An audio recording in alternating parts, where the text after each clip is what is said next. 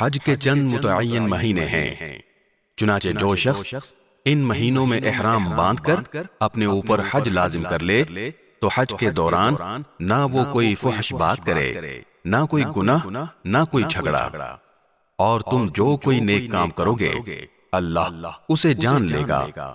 اور حج کے سفر میں زاد راہ ساتھ لے جایا کرو، کیونکہ بہترین زاد راہ تقوی ہے۔ اور اے عقل والو، میری نافرمانی سے ڈرتے رہو۔ تم پر اس بات میں کوئی گناہ نہیں ہے کہ تم حج کے دوران تجارت یا مزدوری کے ذریعے اپنے پروردگار کا فضل تلاش کرو۔ پھر جب تم عرفات سے روانہ ہو تو مشعر حرام کے پاس جو مزدلفہ میں واقع ہے اللہ کا ذکر کرو، اور اس کا ذکر اسی طرح کرو جس طرح اس نے تمہیں ہدایت کی ہے، جبکہ اس سے پہلے تم بالکل ناواقف تھے۔ اس کے علاوہ یہ بات بھی یاد رکھو کہ تم اسی جگہ سے روانہ ہو جہاں سے عام لوگ روانہ ہوتے ہیں، اور اللہ سے مغفرت مانگو، بے شک اللہ بہت بخشنے والا بڑا مہربان ہے۔ پھر جب تم اپنے حج کے کام پورے کر چکو تو اللہ کا اس طرح ذکر کرو جیسے تم اپنے باپ دادوں کا ذکر کیا کرتے ہو، بلکہ اس سے بھی زیادہ ذکر کرو۔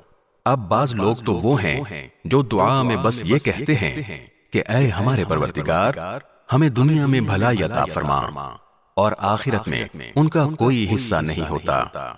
اور انہی میں سے وہ بھی ہیں جو یہ کہتے ہیں کہ اے ہمارے پروردگار، ہمیں دنیا میں بھی بھلائی عطا فرما اور آخرت میں بھی بھلائی، اور ہمیں دوزخ کے عذاب سے بچا لے۔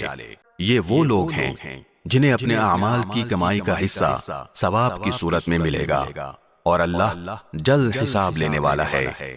اور اللہ کو گنتی کے ان چند دنوں میں جب تم مینا میں مقیم ہو یاد کرتے رہو۔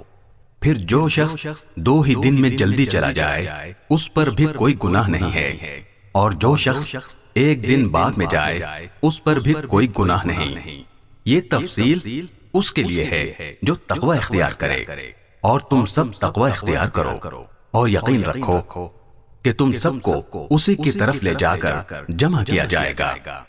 اور لوگوں میں ایک وہ شخص بھی ہے کہ دنیاوی زندگی کے بارے میں اس کی باتیں تمہیں بڑی اچھی لگتی ہیں، اور جو کچھ اس کے دل میں ہے اس پر وہ اللہ کو گواہ بھی بناتا ہے، حالانکہ وہ تمہارے دشمنوں میں سب سے زیادہ کٹر ہے۔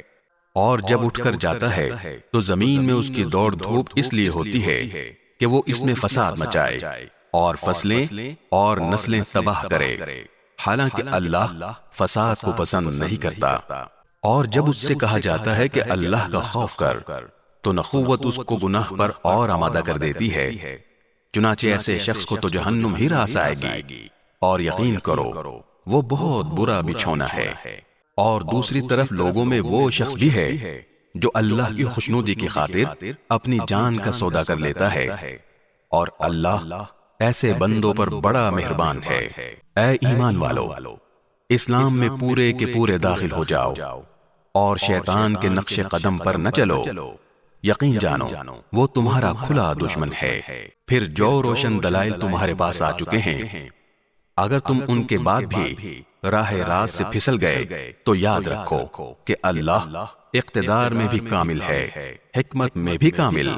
یہ کفار ایمان لانے کے لیے اس کے سوا کس بات کا انتظار کر رہے ہیں کہ اللہ خود بادل کے سائبانوں میں ان کے سامنے آ موجود ہو، اور فرشتے بھی اس کے ساتھ ہوں، اور سارا معاملہ ابھی چکا دیا جائے، حالانکہ آخر کار سارے معاملات اللہ ہی کی طرف تو لوٹ کر رہیں گے۔